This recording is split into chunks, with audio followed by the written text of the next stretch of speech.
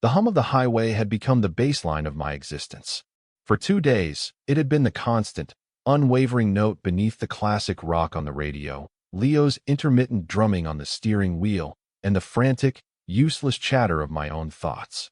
We were somewhere in the vast, flat middle of the country, where the sky was an oppressive bowl of blue and the towns were just brief interruptions in the endless fields of corn. My life had felt a lot like that recently. A long, straight road with very few exits. Leo had proposed this trip with the casual breeziness he applied to everything. Gotta move my stuff to the coast, Jules. Keep me company. I'll pay for gas and snacks. It wasn't a question, not really. It was a summons. And like always, I came when he called. For 10 years, since we were dumb kids in a college dorm, I had orbited him, a loyal, silent moon to his brilliant sun. He collected friends, experiences, and lovers with an effortless gravity I could only admire from a safe distance. My own life was a quiet, ordered thing, a neat apartment, a stable graphic design job, a profound and unshakable loneliness. The secret I'd been nursing for a decade was a warm, heavy stone in my chest. Loving Leo was just a fact of my life, like breathing or paying taxes.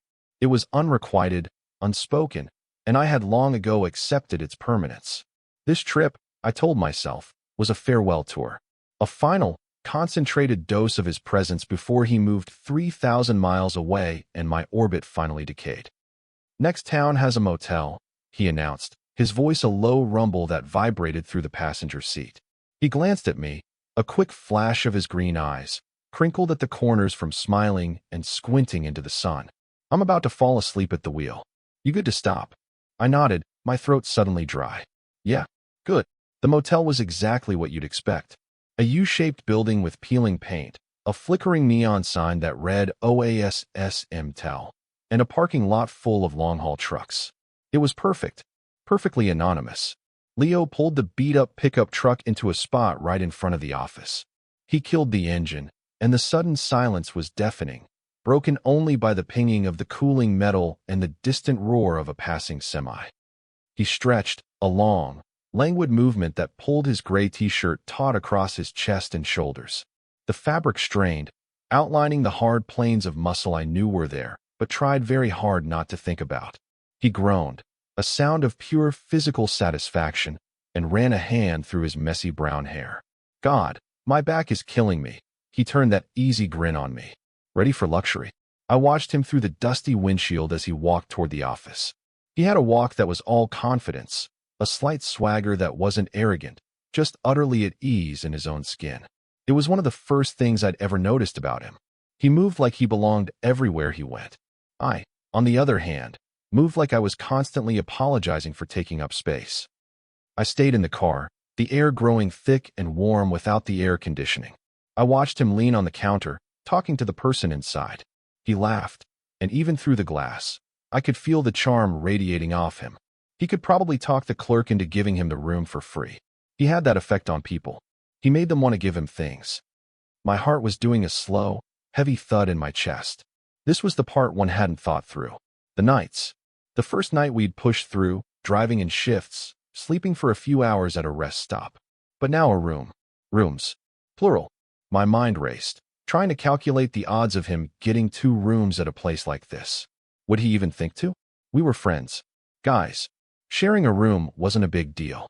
But for me, the thought of being in a small, enclosed space with him all night, of hearing him breathe in the dark, of knowing he was just a few feet away, it felt less like a simple lodging arrangement and more like a form of exquisite torture.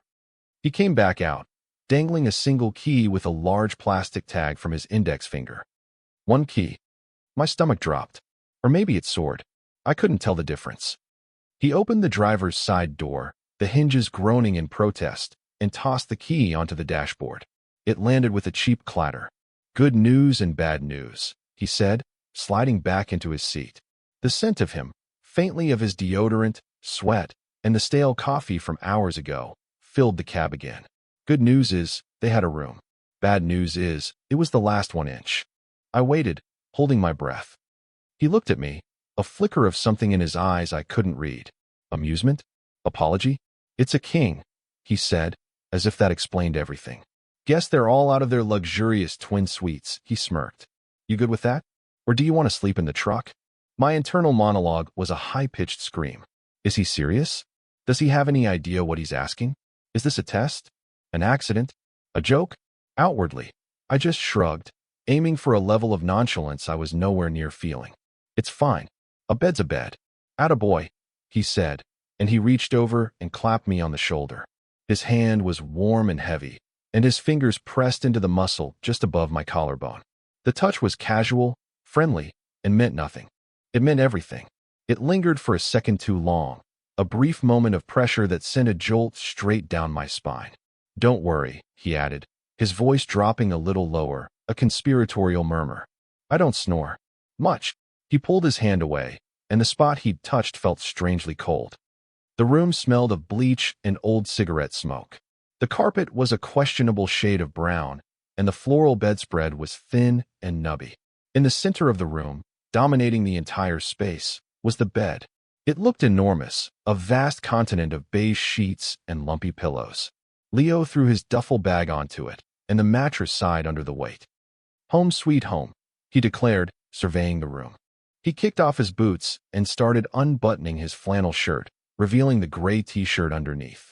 I averted my eyes, focusing on a water stain on the ceiling that looked vaguely like the state of Texas. We moved around the small space in a clumsy dance of avoidance. I'd step toward the bathroom, and he'd step back toward the window. He'd reach for his bag, and I'd busy myself with plugging in our phones.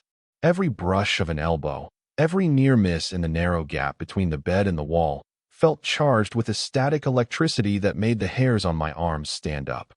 I'm grabbing the first shower, he announced, pulling a towel and some toiletries from his bag.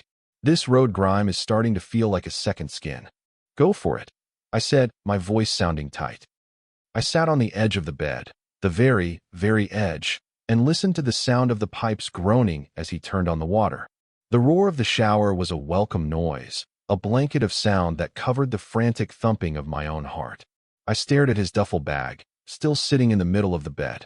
It felt like a declaration, a flag planted on conquered territory. I am a professional overthinker. It's my one true talent. And in that moment, my brain was running at full capacity. Leo was straight. He'd had a string of girlfriends, all of them beautiful and cheerful and utterly unlike me. He was affectionate, a casual toucher with everyone, but it never meant anything more than simple friendship. Getting one bed was a practical decision, a cost-saving measure on a long trip. It was logical. It was normal. So why did it feel like the most significant thing that had ever happened to me? I analyzed every moment leading up to this. The look in his eye when he'd told me. The slight hesitation before he'd said it was a king. The lingering touch on my shoulder. Was I manufacturing meaning where there was none? Projecting my own desperate hope onto his simple, thoughtless actions? Almost certainly. But the tiny, treacherous part of my brain, the part that had kept this crush alive for a decade on nothing but scraps of attention, whispered, "What if you're not?" The water shut off. I jumped, startled, as if I'd been caught doing something wrong. A few minutes later, he emerged from the bathroom, a cloud of steam billowing out behind him. He was wearing a pair of worn gym shorts and nothing else. His hair was dark and damp, slicked back from his forehead, and droplets of water clung to his shoulders and chest, tracing paths through the light dusting of hair there. He was scrubbing his hair with a towel, oblivious to the fact that he had just walked out of the bathroom and effectively stopped my heart. "Man, that's better," he said, his voice muffled by the terry cloth. He tossed the towel onto a chair and ran a hand over his chest, wiping away the remaining moisture. My eyes followed the movement, and I had to force myself to look away, to stare back at the Texas-shaped water stain on the ceiling. "Your turn," he said, gesturing toward the bathroom. I escaped into the steam-filled bathroom, locking the door behind me. I leaned my forehead against the cool wood, taking a deep, shaky breath that tasted of motel soap and Leo's shampoo. This was impossible. How was I supposed to get through an entire night like this? How was I supposed to lie next to him in the dark and pretend I wasn't completely, irrevocably in love with him? The shower was hot, but it did little to calm me down. I stayed under the spray for as long as I could, letting the water drum against my skull, trying to wash away the thoughts that were circling my brain like vultures. When I finally emerged, wrapped in a towel, my heart pounding. Leo was already in bed. Well, on the bed. He was lying on top of the covers on his side, propped up on one elbow, scrolling through his phone. He'd only pulled the sheet back on my side. A small, considerate gesture that felt like a punch to the gut. He glanced up as I came out, and his screen cast a pale blue light across his face. "Took you long enough," he teased, his voice soft. I quickly dressed in the corner, my back to him, fumbling with my t-shirt and shorts. The silence in the room was thick, broken only by the hum of the ancient air conditioning unit and the faint sound of a television from the next room. I felt his eyes on me, a weight on my back. When I was done, I stood there, awkwardly, not knowing what to do next. There was nowhere to go but the bed. He seemed to sense my hesitation. He put his phone down on the nightstand and shifted, lying flat on his back and staring up at the ceiling. He left the lamp on. "You know," he said, his voice quiet and unexpectedly serious. "I'm glad you came on this trip, Jules." The nickname hit me harder than the shoulder clap. He only used it when he was being sincere. "Yeah." I managed, my voice a croak. "Yeah, I'd have gone crazy driving this far by myself." He was still looking at the ceiling, but I could see the slight bob of his Adam's apple as he swallowed. "You ever feel like you're just running? Not sure what from, but you just gotta keep moving." The question was so out of left field, so unlike his usual carefree chatter, that it threw me completely off balance. It was a crack in the facade, a glimpse of something deeper, something I didn't know was there. All the time, I admitted, the words coming out before I could stop them. I finally moved, slipping under the sheet on my side of the bed. I lay on my back, ramrod straight, my hands folded on my stomach, staring at my own patch of stained ceiling. The mattress dipped with his weight, and I could feel the heat of his body radiating across the few inches of empty space between us. We lay there in silence for a long time. The chasm between us felt a mile wide and paper-thin all at once. It was a silence filled with everything I'd never said to him, every secret look, every carefully guarded hope. He was right. I was running. I'd been running my whole life. Running from what I wanted because I was terrified I could never have it. And now, here it was, lying next to me in a cheap motel room, close enough to touch. "Finally," he sighed, a soft exhalation of breath. "We should probably get some sleep. Long drive tomorrow." He reached over and switched off the lamp on his nightstand, plunging the room into near-total darkness. Only a thin sliver of light from the parking lot crept in under the curtains, painting a faint stripe across the foot of the bed. My eyes slowly adjusted. I could make out his silhouette, a solid shape in the darkness. I could hear him breathing, a slow, steady rhythm that was both agonizing and deeply comforting. I tried to match my own ragged breaths to his, a desperate attempt to find some kind of equilibrium.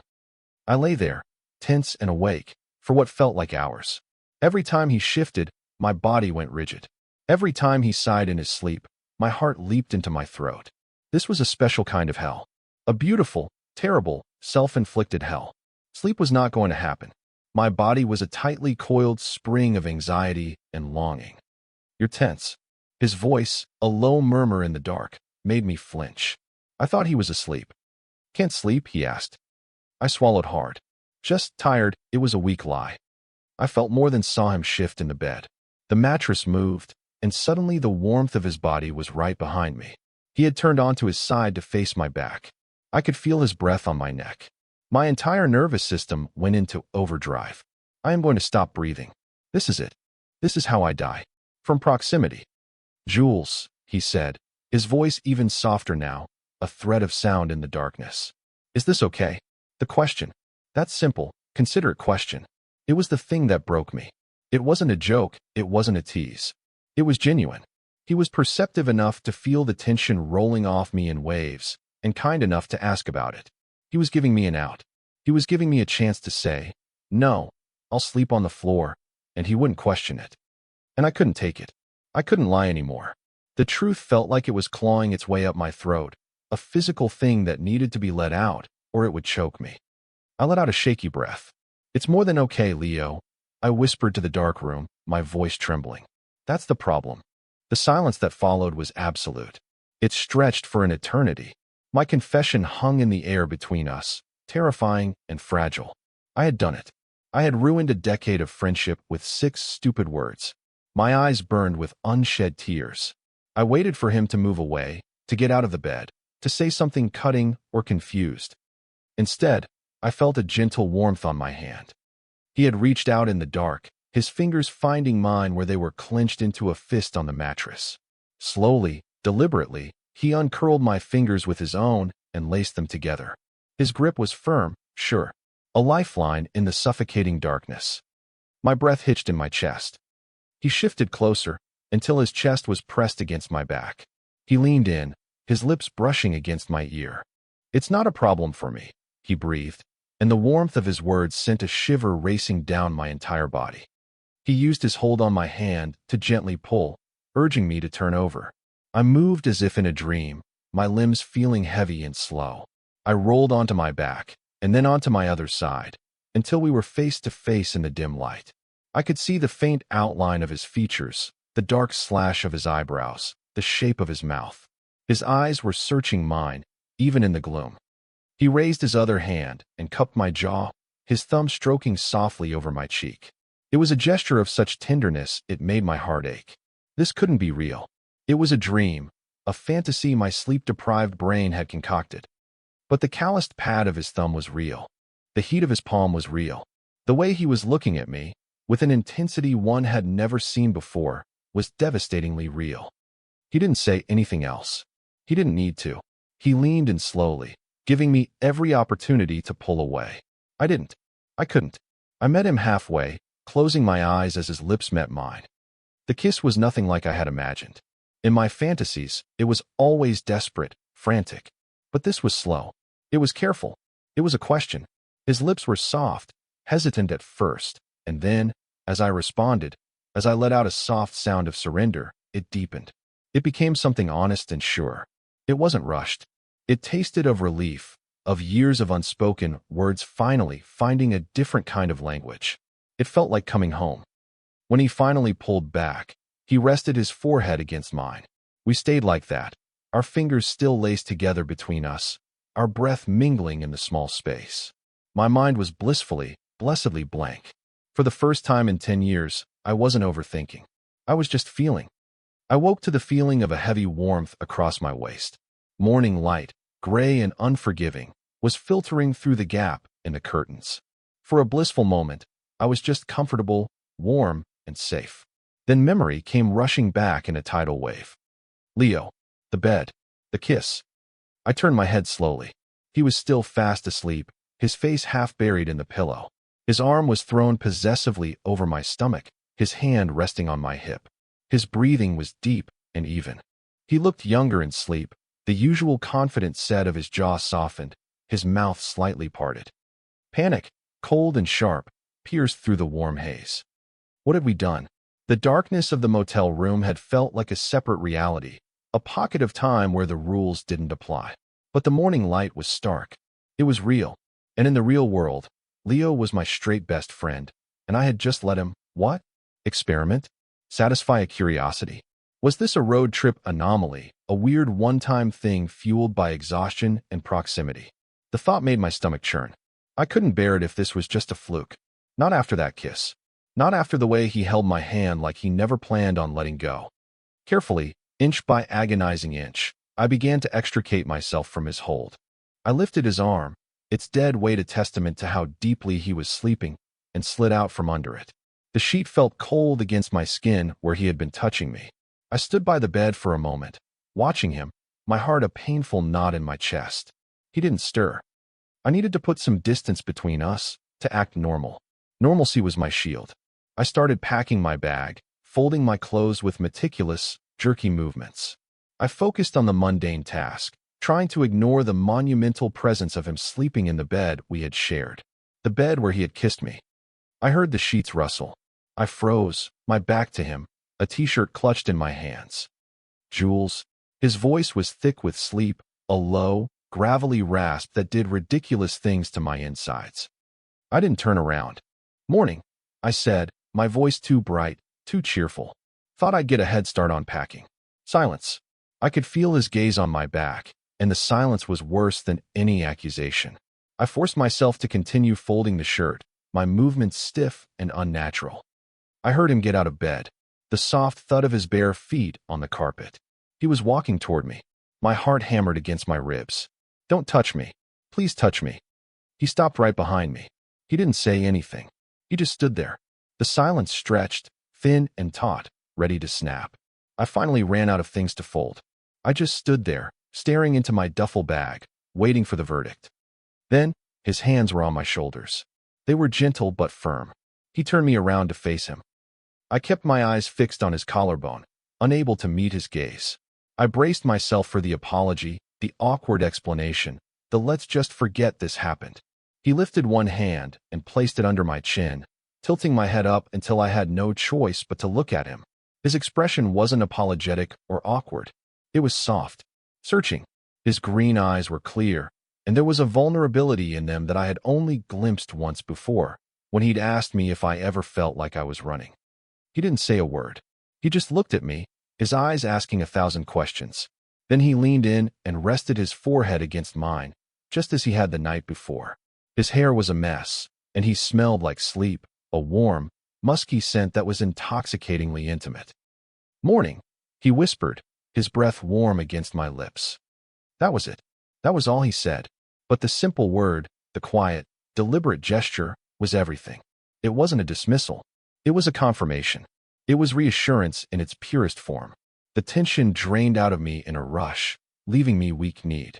I closed my eyes, just breathing him in. We had to get back on the road. The truck, which for 2 days had been a space of easy, comfortable friendship, now felt charged with a new, thrilling energy. When he opened the passenger door for me, his fingers brushed against mine as I got in.